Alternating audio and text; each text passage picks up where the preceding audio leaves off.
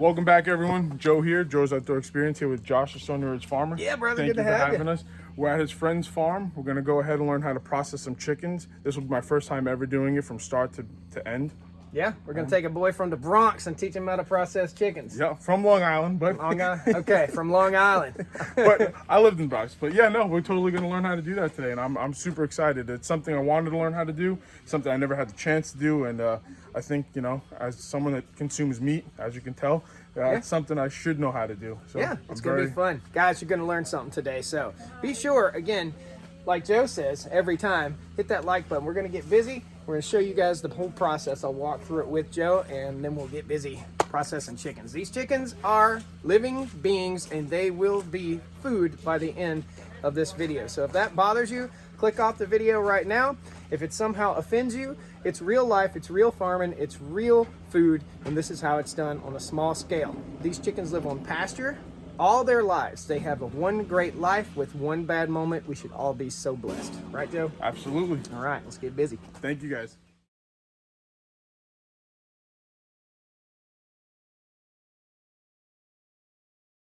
So here we are. This is a chicken processing outfit that we have. This is a rack for hugging cones. Hugging cones, I call them affectionately hugging cones, but they're actually the cones where we dispatch the chicken. The chicken is laid down into the hugging cones. The hugging cones make the blood kind of rush to their head. They give them a little bit of a feeling of euphoria, and we quickly and swiftly dispatch the chickens. There are buckets underneath here for catching the blood. The chicken will bleed out for approximately 35 to 45 seconds. That's it, pretty much. Then we go from here over to the scalder. Tony over here is working on the scalder. This is a brand new scalder setup. He didn't test it last night, and he's struggling through trying to figure it out right now. They did this last night. Now, over from the scalder, we go to the plucker. This is the plucker right here. The chickens will go in there after they've been scalded. They will be plucked. It pulls all the feathers out. Okay, so the next station is the processing station right here. So we're processing the chickens right here, butchering them. We have different tubs for different parts. So we've got liver, gizzard, heart, and feet. And we'll keep the liver, gizzard, heart, and feet in different pans. I'll take those home today, and because these guys don't want those. Okay, the chickens will be whole. They'll be put through a saw that's right down here. This is a meat cutting saw right here, so the chickens will be cut in half and then placed in a VacMaster vacuum sealer, which is right over here. Now, prior to the chickens being cut in half and prior to being vacuum sealed, you got to think about this. We've got 43 chickens today. If you put 43 hot chickens in a freezer, everything in that freezer is going to thaw out. So we have tubs of ice to pre-cool the chickens prior to putting them into the freezer or refrigerator. And that's pretty much it, guys. That's the whole process. We'll walk Joe through one. I'll walk you through exactly how to butcher a chicken once it's gone through the scalding process. So very, very simple. Joe's going to get some cool footage for you.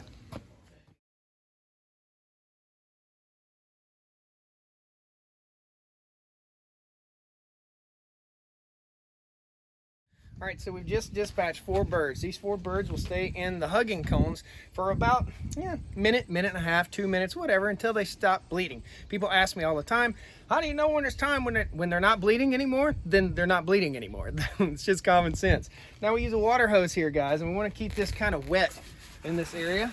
The buckets that catch all the blood and debris and the heads come all the way off. The buckets that catch the debris need to stay a little bit wet because blood not only has minerals in it, but it has sugar in it. Sugar is sticky, sugar is slick. So if you're doing this out on a slick surface, be aware you could fall down. Also, be aware that you need to keep everything wet right here so it's easy cleanup. Cleanup after this takes longer than it does to process the chickens. Now we're talking about moving chicks on pasture, and what they use is a mobile chicken tractor like you see over here.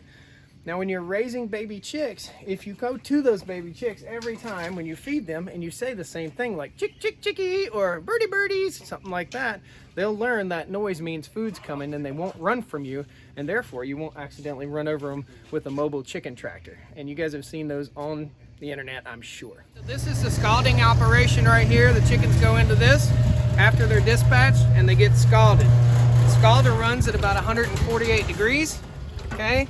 We know the chicken is ready for the plucker when we can pull the skin off the toe. These ones need to be in the scalder just a little bit longer, okay?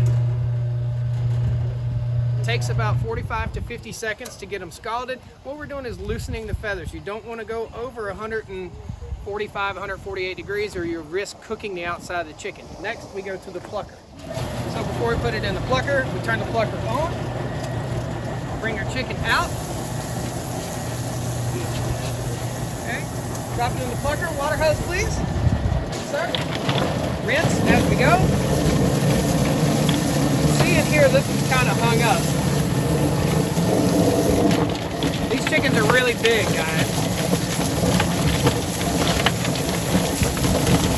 So we're rinsing and the feathers come off. As we rinse, this chicken's very, very big. This is not a large, extra large plucker. An extra large is what I recommend. Okay? All the time you're running water, you're rinsing, you're cleaning your hands, everything. It's all about being clean, staying clean, and good workflow. Okay? And the chicken goes, and these are big chickens. The chicken goes over here for processing, right there. Next one can be scalded if you want to. So we'll go ahead and take the feet off. First thing we do, we're gonna cut here, that knuckle. We're gonna pop there, okay? We're gonna cut here, that knuckle, and pop there. That foot comes off, and the foot goes in there. This one has a canker on its foot, so I'm not gonna eat it. If I wouldn't wanna eat it or put it in my mouth, I'm not gonna put it in my oven, okay? Take the wing tips off, just like so. Now, this is the important part. While you're doing this, you're plucking feathers up. There's going to be a few feathers that hang up here and there. Come on in a little closer. This is 100% how to do it. Pinch up, cut out just like that. Take your thumb and push and break through the musculature of the stomach right here. Open it up, just like so. Again, this is an older chicken. These are too old. If you wait too long to process your chicken, they get tougher. Okay, we're going to pull out the internal organs, just like so. All of our internal organs are outside the chicken, okay? This is our liver. We're just going to simply separate the liver, just like so. There's your liver. Liver goes in there. We eat the liver for sure. This is the gizzard.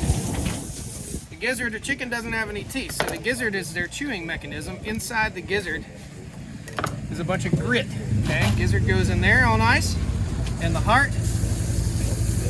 I don't know where the heck the heart went on this chicken. Here it is. Nope, that's not the heart. Is that it right there? Nope, here it is. Here's your heart. Great big heart. Cardiomegaly. That's called cardiomegaly when the heart is very, very large like that. Okay? We're going to cut out right here around the rectal area, being sure not to nick a gut.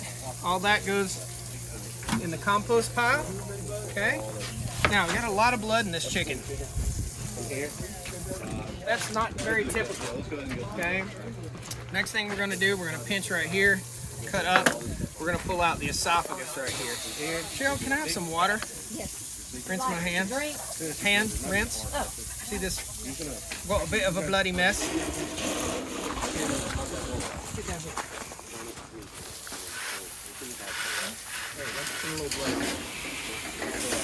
Okay. Always rinsing, staying clean. We're pulling out the first chamber of the chicken's stomach right here. Call it the craw. Pull that out. Get rid of that. Now our customer with this chicken did not want the neck. So we're going to get rid of the intestines. We're going to remove the neck. How we're going to do that? Just going to cut right here. Nice, good, sharp knife. Butcher's worst enemy is a dull knife. Okay, remember, it's not chopping, it's slicing. Okay, very simple. We'll save the neck, just peel the skin back. That'll go into our ice bin over here. This chicken is market ready. Now, it looks a little bloody right now. We need that water hose real quick. More water, the better, guys. When you remove the blood from the chicken, you remove a lot of the risk for infective material. In other words, you got to get all the blood out of the chicken. The chicken has to drain properly. So this one kind of didn't drain properly. It was coagulated a little bit, but it's good to go. Again, checks and balances. So we go to the next station is ice water. Chicken goes in the ice water. This is pre-cooling the chicken. It's soaking the chicken and it's rinsing the chicken. So the chicken's pre-cooled, soaked, rinsed. Doesn't it look a lot better? Much, much better. Then it goes into the next bin, which is just prior to going into the vacuum seal bag. Thank you, Cheryl. Cheryl's my chicken lady. So the first time I ever actually done this is the first. I've done 5 or 6 of them in the dispatch cones. It was very quick, very fast, and from the moment they're done in those cones, they go right into the scolder, and from the scolder, they go defeathered, and then from being defeathered, they go right into being processed.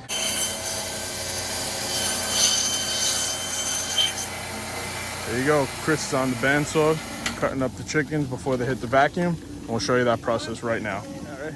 So Tracy's here. She's putting the half chickens inside this vacuum sealer, the Vac Master, closing it up.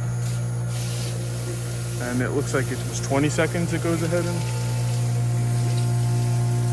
then in a second it'll switch to sealing kind of quickly, and then from sealing to cooling very quickly. And cooling is when it will suck all the air. and then from here it goes into ice water to cool off before it hits the freezers. It's sealing, so it's very sweet. Oh wow. Oh, I gotta get that one. That is so cool. Thank you so much. And then from there, as you guys see, it goes right into these baths right here just to cool off.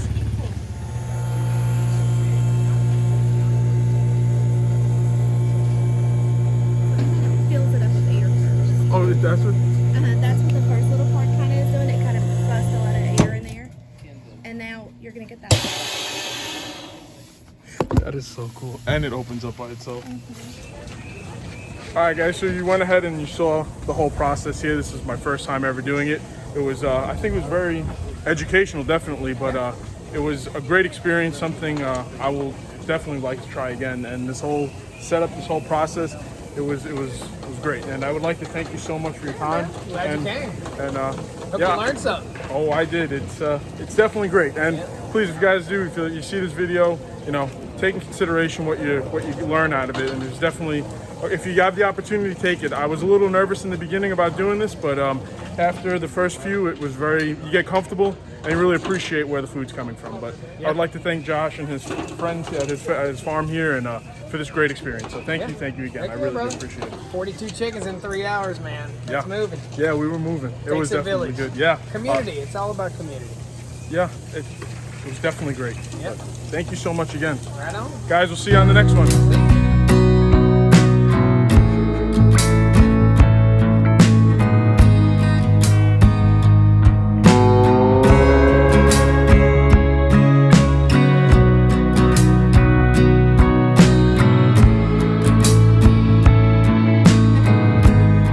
Welcome back, everyone. Joe here, Joe's Outdoor Experience. Joe's there.